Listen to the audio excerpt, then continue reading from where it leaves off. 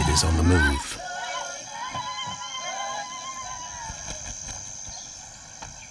Raptors hover over a withered carcass. But there is scent of fresher meat in the wind.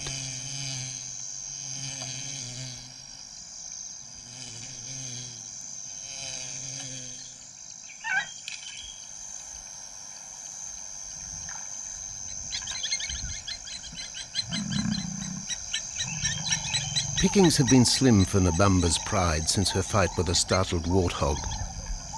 The lioness is limping from the encounter. And even the pride's big male, Jabu, wonders when his next meal will come.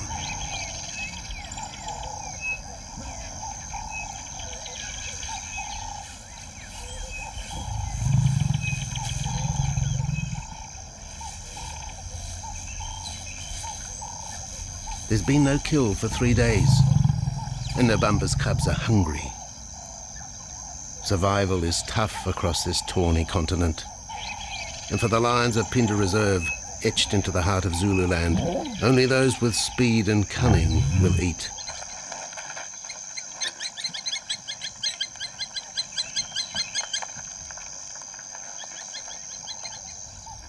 For this pride anyway, it's been a long time between meals.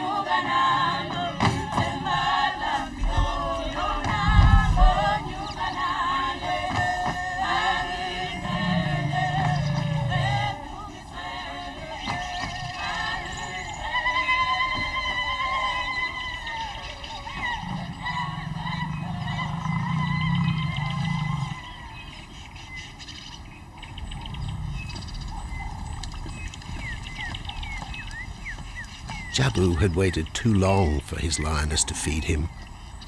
Overnight, his stealth carried him into the path of a careless zebra. The rest of the herd is still skittish. One animal had already lost his tail to a hungry pride, but for the dazed stallion, it was all over in seconds.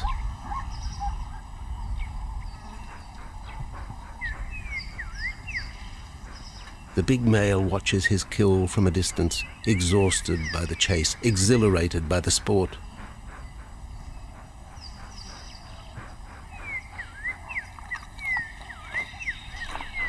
Jabu will feast later.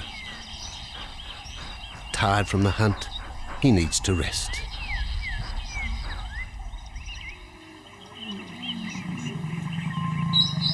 But his prey will be safe. Few scavengers will risk the sudden return of the Lion King.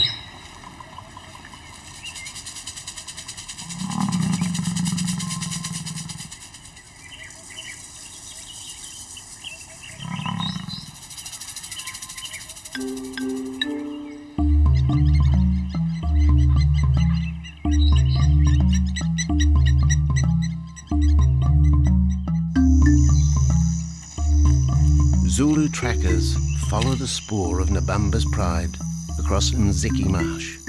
This vast tract of savanna is favoured by the lions in the dry air of winter, but it's a region also shared by Pinda's giraffe and white rhino population.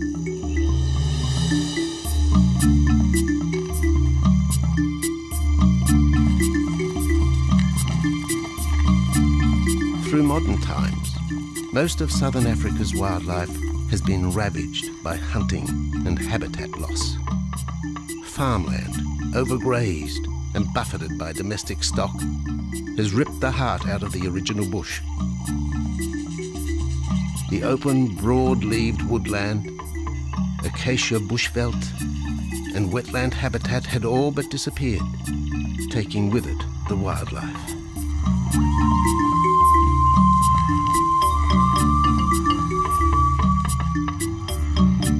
few years ago, the Pinda project was born. 17,000 hectares of farmland bought up in KwaZulu-Natal along South Africa's eastern seaboard. What followed was the largest game restocking program ever seen on the subcontinent.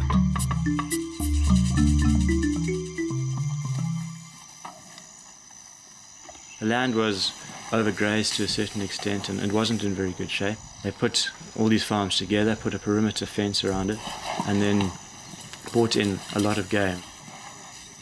And we brought in elephant, we brought in rhino. We started off with those sort of animals and then started with cheetah, bringing in cheetah onto the reserve, mainly to get them used to the area before the lions came on, because the lion is a more superior predator as such and would dominate the cheetahs. We wanted to get them settled first before the lions came in.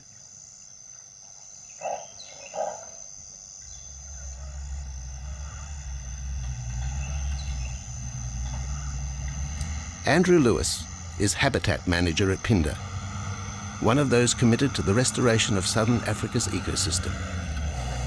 Pinda is the Zulu word for return, and the aim of his company, Conservation Corporation Africa, is to return the land to its traditional wildlife and at the same time restore the habitat to its original state.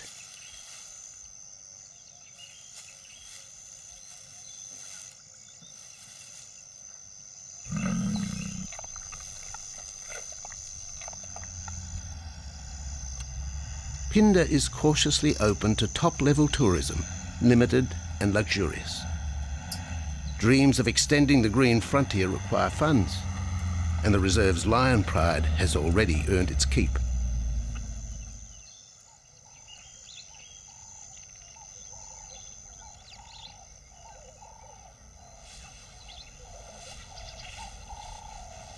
The lions on this property are actually generating revenue for the property through ecotourism, and that they are a benefit to the wildlife because of the draw card. And a few animals, lions, elephants, for example, and rhinos, and possibly giraffes, but those are your main ones that people come to see. And we've been very fortunate to be able to have lions on the property, and I think those lions that we have given us amazing value for our guests, and by getting a guest in here, we're getting revenue into the area, and that's benefiting wildlife as a whole.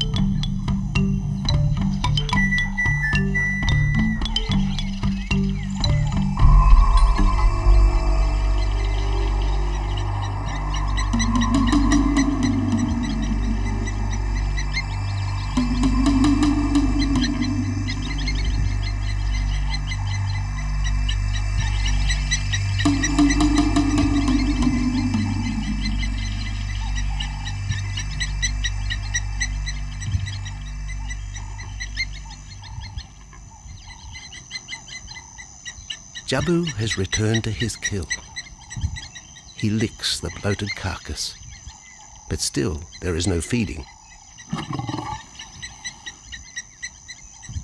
Lions will gloat over their prey, delaying the first bite until the meat ripens.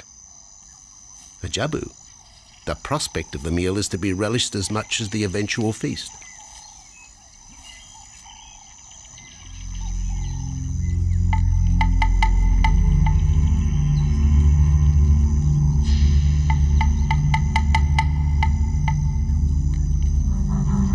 Meanwhile, Nabambo's pride is on the prowl. The older cubs are 10 months now, weaned, but still dependent upon Nabambo for food.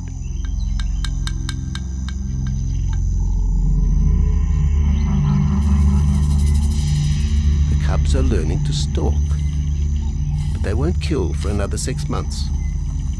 Young male lions are usually ejected from the pride when they are about 2 years old.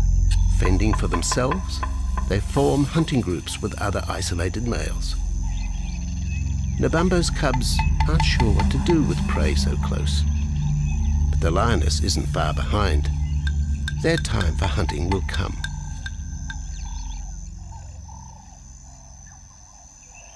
Nabambo's 4-year-old daughter also lives with the pride. She is the mother of the group's youngest offspring, 7-week twins Umveli and Damana. The little cubs have been hidden since birth and now stay close within the protective circle.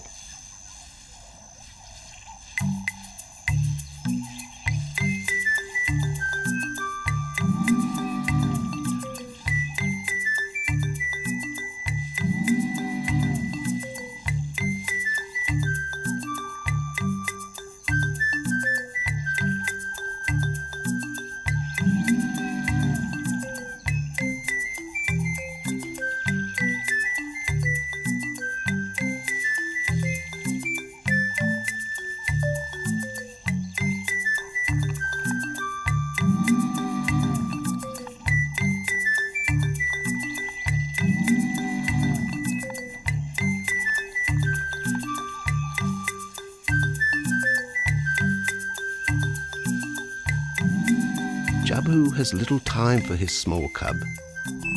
When he is older, Damana will hunt with his father, but for the moment, the big male has nothing to do with his young son. Dejected, the cub finds solace among his siblings.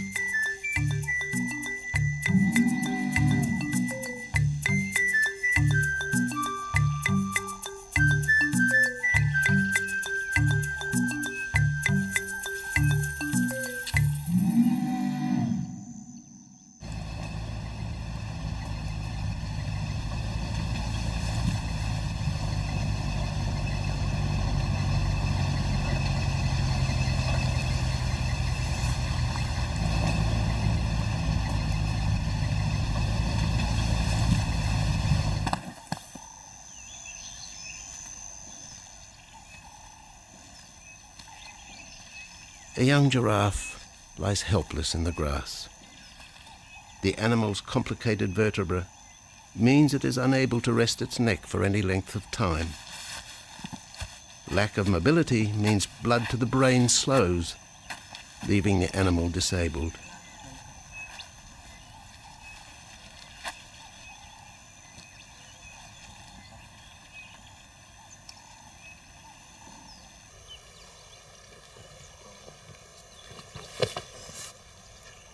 Efforts to lift the head fail, and rather than leave the giraffe vulnerable to predators, the young bull is shot by rangers.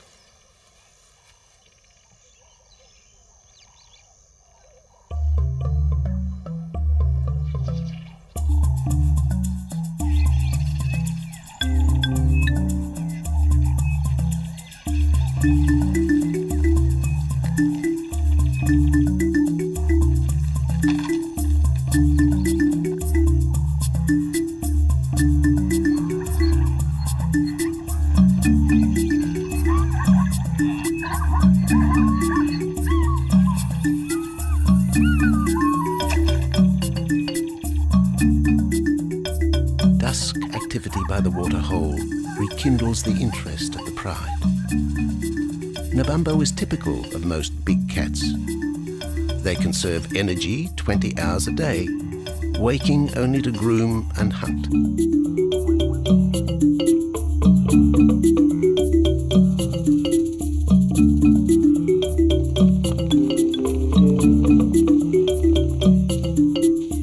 The lioness shows little sign of her injured leg, but the tusks of the warthog have torn sinew and muscle, slowing her in the pursuit of prey.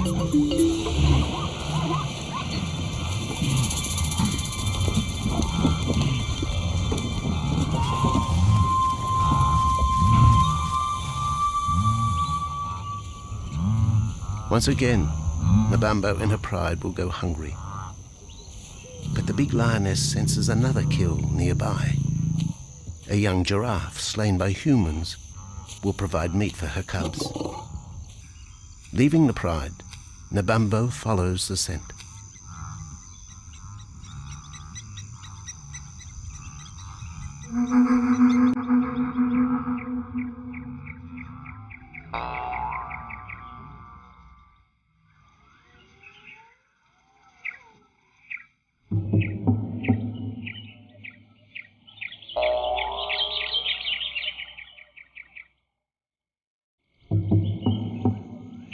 alone. The older cubs know the drill. They will wait for Nabambo's call to take them to the kill.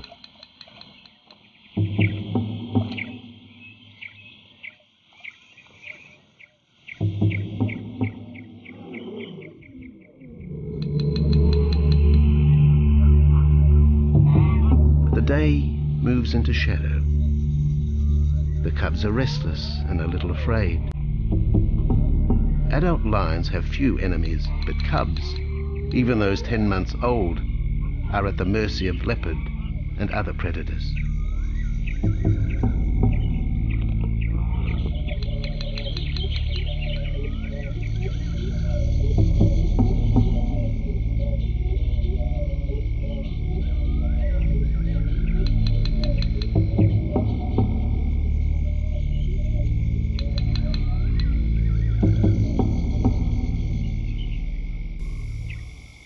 Nabambo has reached the kill, but her daughter is there first.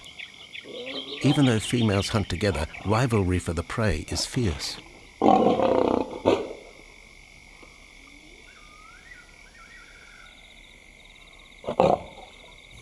The big lioness begins the trek back for her cubs, but the youngsters have heard her call and they meet halfway.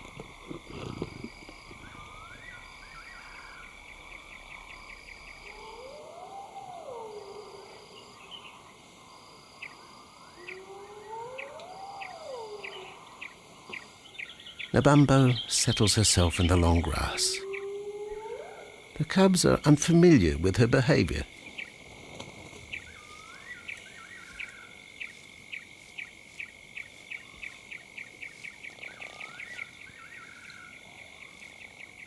A female will usually head the charge with any kill, splitting the hide of the victim and leading the way for the pride to eat. But there is human scent around the giraffe, and the big lioness is cautious. She watches her cubs, hidden, alert to any potential threat.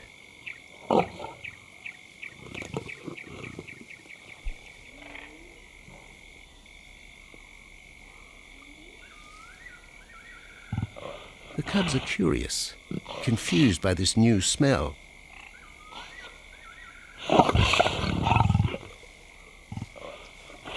The lioness moves in for a final check, but she has already made up her mind. The carcass is tainted. There are foreign traces, a dangerous ambience. Instinct tells her this is not food fit for her cubs. Disappointed, Nabambo moves away, the scent of another night stalk already in the wind.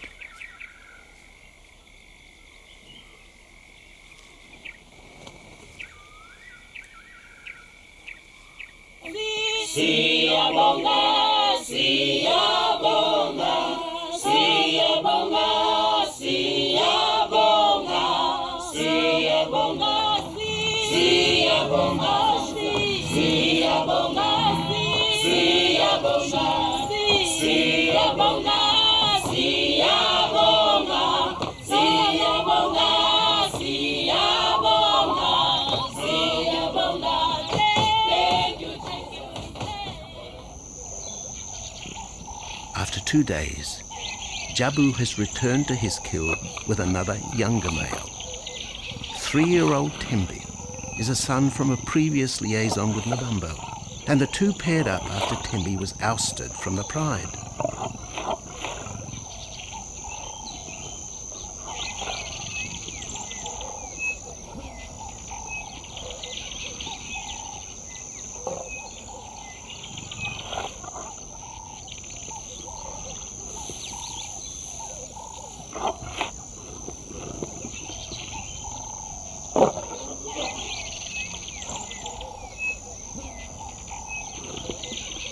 Pride males are lazy and will gladly let the females track down prey. But the theory that males won't hunt is a fallacy. Any hungry male will hunt for himself when no free lunch is provided by the lioness, hyenas or other predators.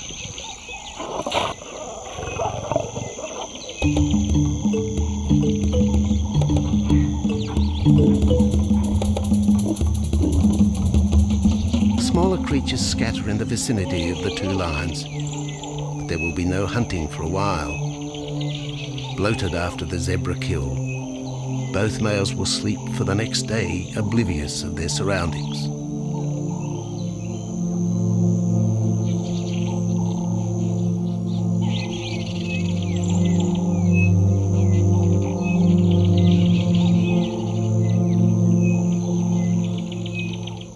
Lions hunting in pairs or groups have a success rate of around 30% in daylight, but studies show single hunters are more successful at night.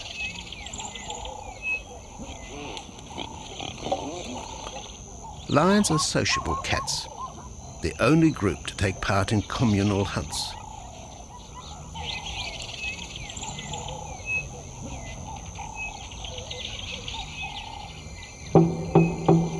Ambush is an important part of the lion's strategy. Often one pride female will round up the prey from the front, driving it towards a second lioness.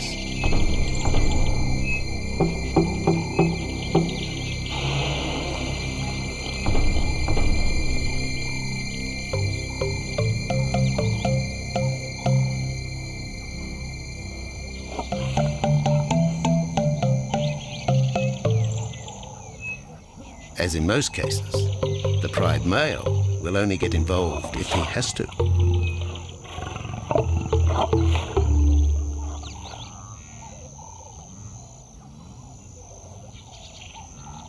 Accidents involving humans are rare in southern Africa's game reserves. Our primal fear of being eaten has been well documented, but in fact, lions seldom attack if they're not provoked. At Phinda, great care is taken to limit the number of people viewing game. Emphasis is placed on causing the animal as little stress as possible.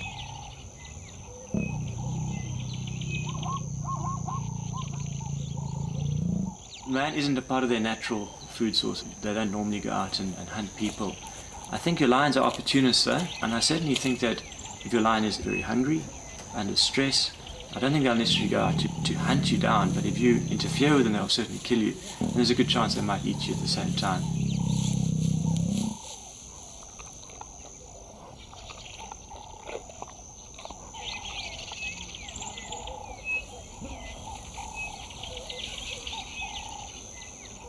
With all animals, it's how you treat them is what's the reaction you're going to get back from them. Certainly at Phinda, all our guides go through a training course, and they're all brought up to a certain standard. There is a certain operating ethic with regards to viewing animals, and we certainly try and be as sensitive to the animals as possible.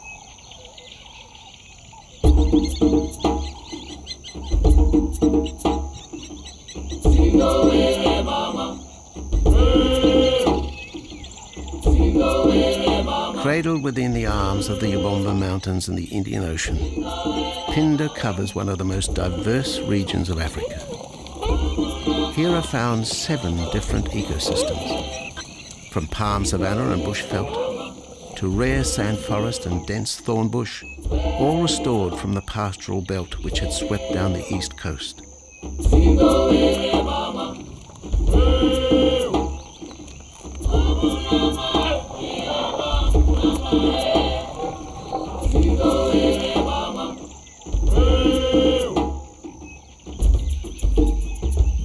Where cotton, pineapple and cattle farms once stood, lion now roam their habitat again, alongside some traditional neighbours.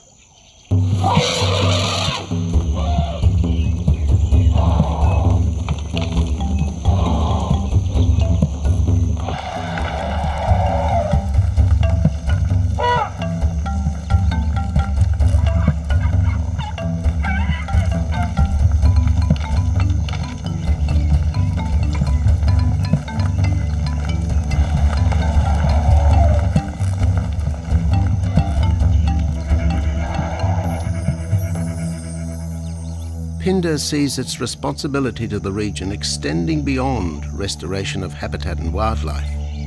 It provides schools and a clinic for the local Zulu community, as well as employment. In the eyes of Andrew Lewis, essential ingredients for a successful operation.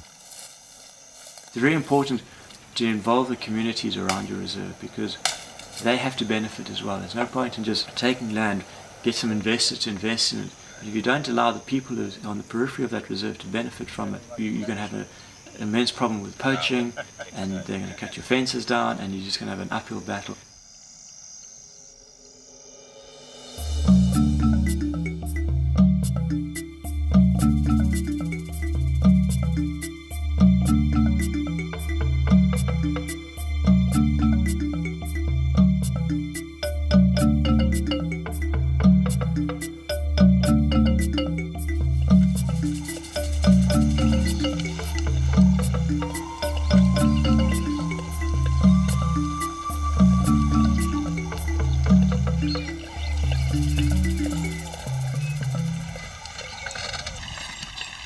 In 1992, the Phinda lions were among the first of the big 5 animals to be relocated to the reserve.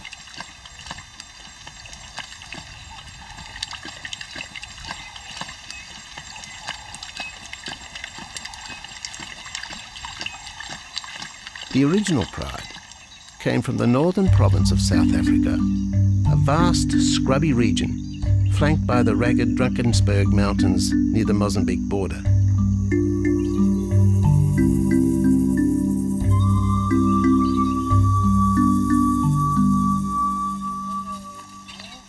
Peter Rogers helped round up Phinda's first pride, handling the lion's capture and subsequent move south. Today, he's head vet at the Hoedspruit Research and Breeding Centre for Endangered Species, overseeing its cheetah breeding program.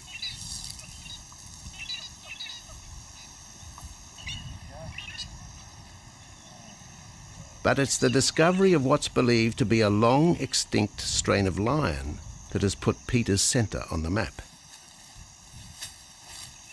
We were involved in the rescue of these circus animals that came down through Africa and were abandoned in Maputo. We were just founded by an animal welfare group called Animal Defenders based in London. And they said, could we just keep these animals temporary? First they mentioned tigers, and then they came back and said, well, there's 6 lions as well. So we said, yeah, we could hold them temporarily just until they found permanent homes for them, but basically get them out of the predicament that they were and the shocking conditions that they were in Maputo and Mozambique.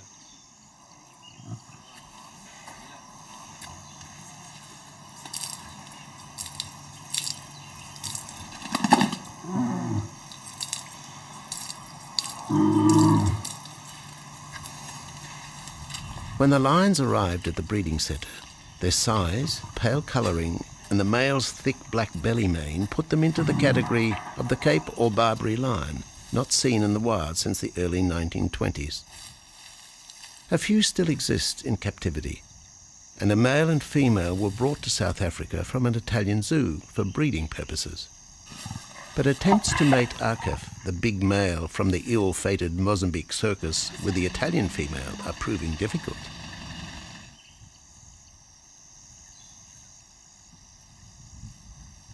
Akef is overprotective, even preventing the lioness from eating when the meat truck arrives.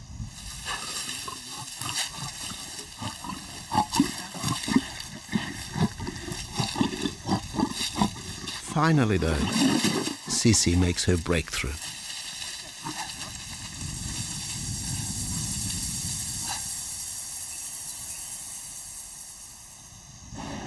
We'll see you up in the front there, Mark. You're going to go to that sort of middle central area. Where are you going to go? In the next enclosure, Arturo, the Italian Barbary male, is about to be sedated. His attention to his sister Sisi through the fence is hampering mating efforts, and Peter Rogers is keen to move the big male. He shoots the dart into Arturo's rump. Arturo has been sterilized, but while his breeding days are finished, he'll live out his days at the centre. His female companion, another Barbary from the Mozambique circus, is drawn away by the meat truck.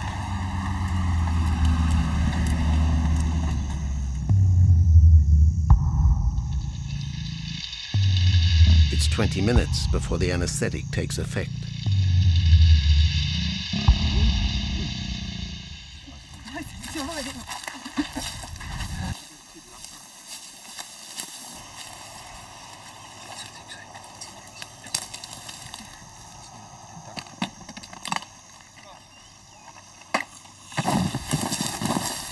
It's nice to be the supervisor. Slowly.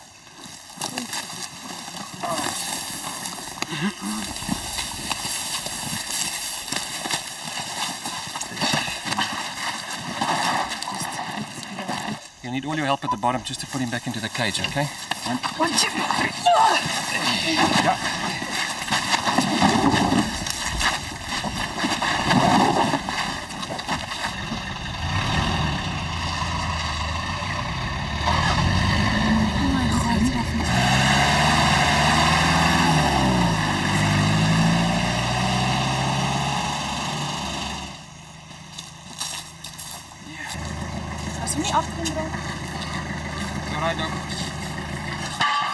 The anaesthetic gives Peter Rogers and his team a chance to check over the 12-year-old lion.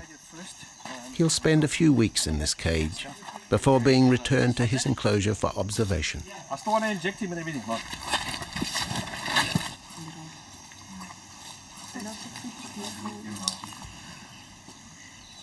It's very exciting to be part of this project because they feel that there are perhaps not many barberries, if any, that are really pure, that are left even in captivity. They feel that over time other animals from other genetic bases are brought in. So there's a big project afoot, Oxford University, to do the genetics. So that's just getting off the ground now.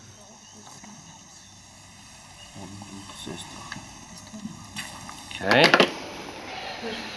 We just put under the skin and the neck, if we can find the skin under this big beard of his.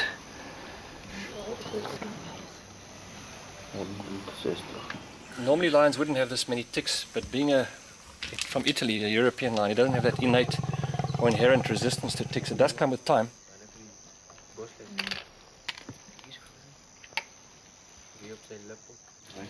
Take a bit of it, just like this.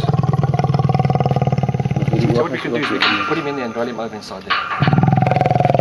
His eyes closed. Immediate term now is to get these ones to breed. And we'll take it day by day from there and see how it goes. But the prime object initially was just to get these animals back into good health. And it's developed into something a lot bigger. It's a deadline.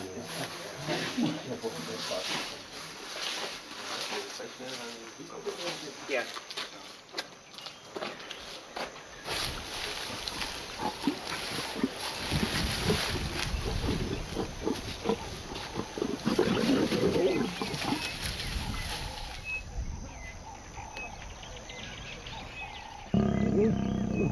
While the breeding centre's lions are healthy, it's not the case a few kilometres away in the Kruger National Park, where TB has ravaged half the population. Infected buffalo have been blamed for the outbreak, primarily in the south of the park, and attempts are being made to fence off the diseased area.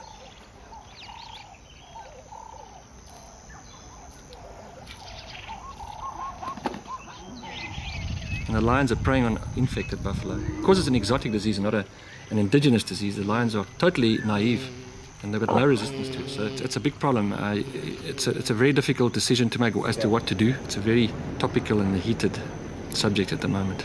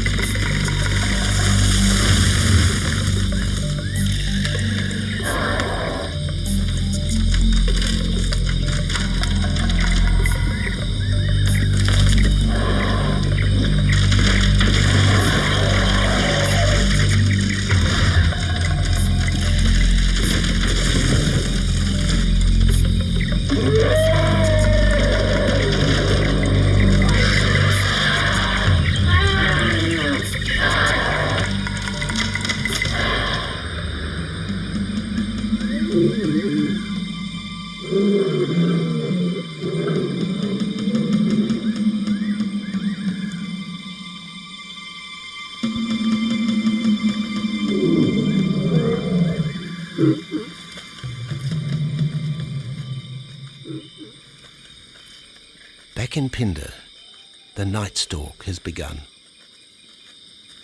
Nabambo keeps her cubs close. They're hungry, but tonight only impala can be tracked down, a morsel for the lioness. Food is scarce at this time of year, so the pride's territory covers a large area. Lions can only afford to be territorial where there is a reliable supply of game.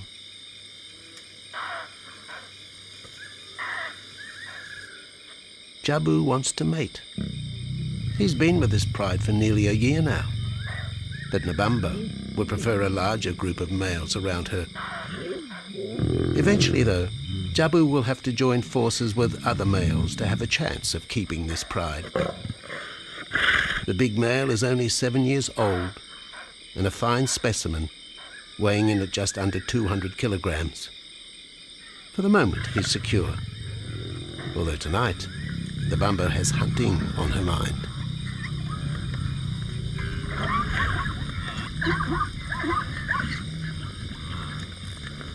The cubs follow in the lioness's wake.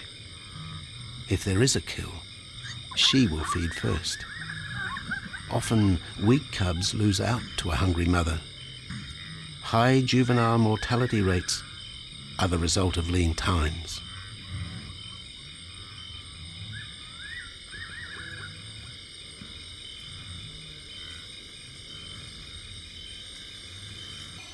Jabu has had enough. He's been walking for hours. Sleep is more important. And the zebra he ate 2 days ago will suffice for another night.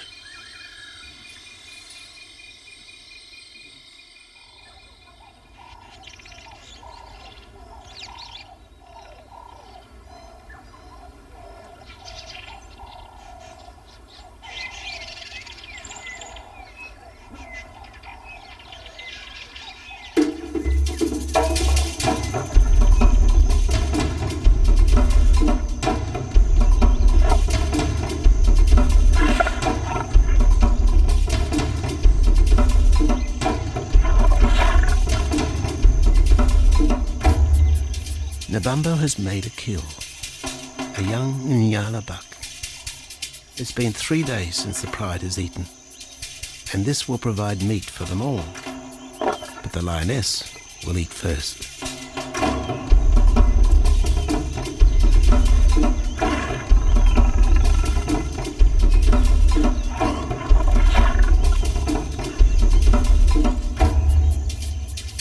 The cubs know the routine. They will get their turn. But Nkosi is hungry. He creeps towards his mother. As the biggest of the cub,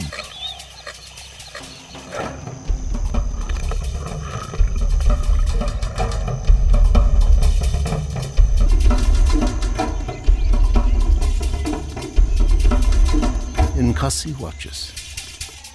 A lioness can eat more than 20 kilograms in a single sitting. This could be a long wait for the little cub.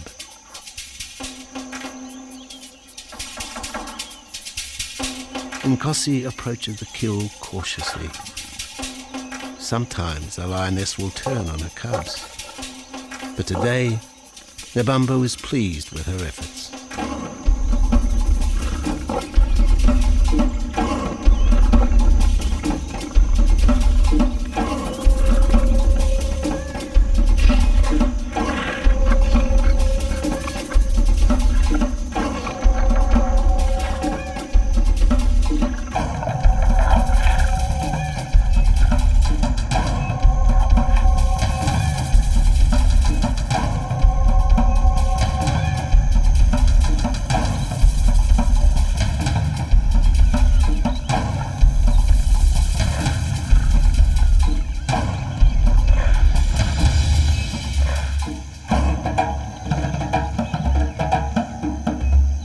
Nabambo has had her fill, for the moment anyway.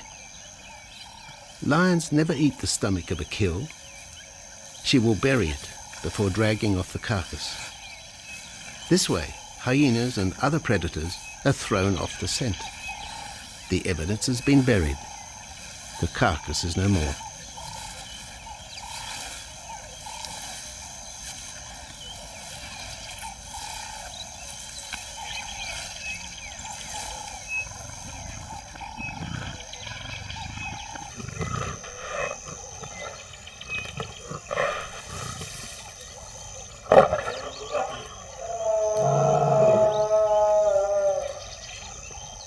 Nabambo's daughter hears the call.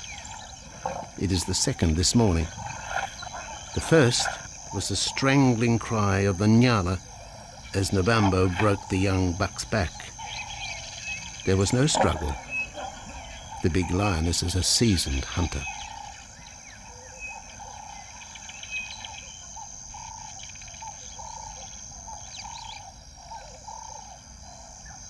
The rest of the pride will feast on the carcass after Nabambo retires. But first, they will drag it into the bushes, away from prying eyes, away from raptors already circling the kill scene.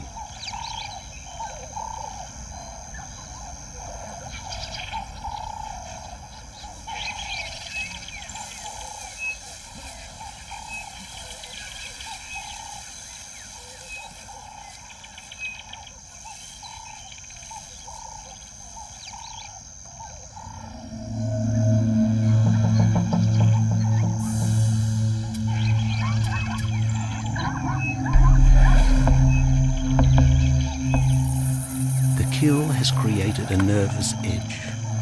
Even the hippo, its bad temper legendary, is flustered, anxious to protect its waterhole. Wildebeest are a favourite prey for lions. Naturally, they feel vulnerable. But for the pride, there is no agitation. Gorged, they will sleep for the next day. Even Mveli and Damano, the 7-week twins, have tasted blood for the first time. But it will be many months before they take part in a hunt. For the moment, they just want to play with Nkosi.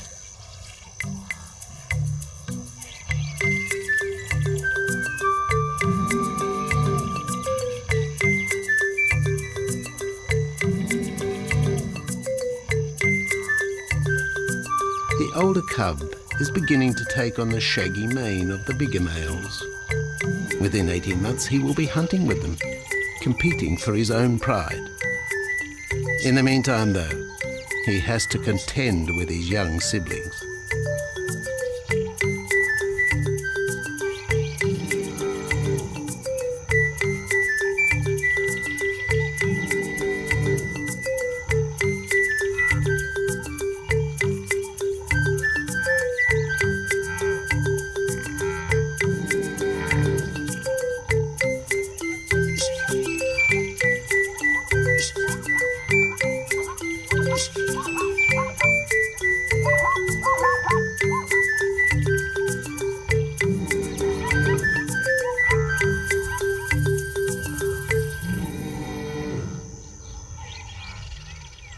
Jabu rejoins the pride.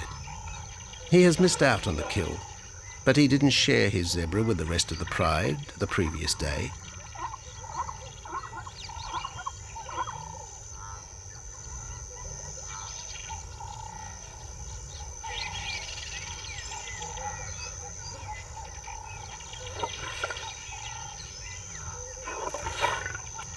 A half-hearted attempt at mating, but the big lion's attention is drawn to a curious onlooker.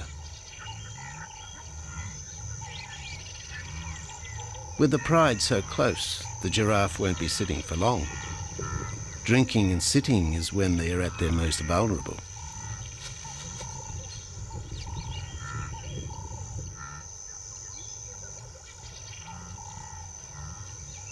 Jabu keeps an eye on his group. Pride takeovers by other males are common, and savage fights can occur between the pride male and the intruder. If a takeover is successful, the new male will usually kill all the suckling young of his former rival. When a nursing mother loses her cubs, she comes into heat within a few weeks. The normal interval between cubs is about 2 years, with a gestation time of 3 to 4 months.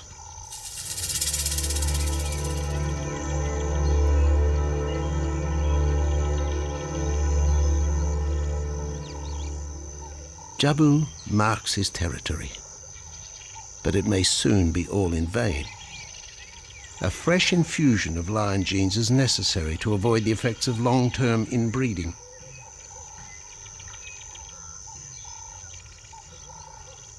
It's likely Jabu and his son Tembi will be swapped for males from another game reserve.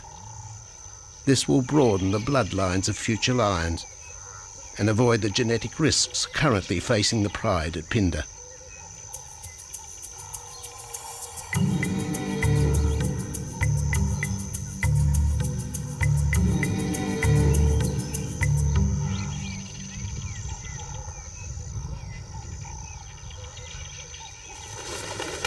Vultures have found the dead buck, but there is little left of the carcass. Nabamba and her pride have eaten.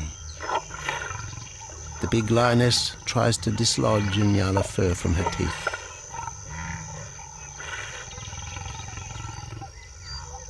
Tomorrow, the next day, there will be another kill. Nabamba's cubs will grow up strong.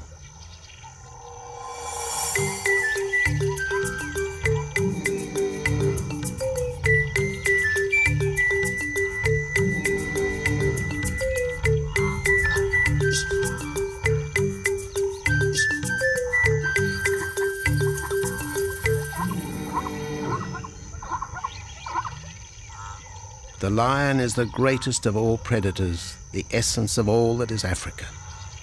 And yet, there are fewer than 50,000 left in the wild. The future for the species lies in managed reserves such as Phinda. Here in Zululand, the lion roams free for the first time since the beginning of this century. At Phinda, the philosophy has always been simple. Africa's wildlife land, undervalued and underutilized, is the continent's most precious natural resource. Focusing on the animals, their habitat and local communities is just the beginning of an African renaissance. Phinda is, after all, the Zulu word for return. Maybe, too, it's a chance for man to redeem himself just a little.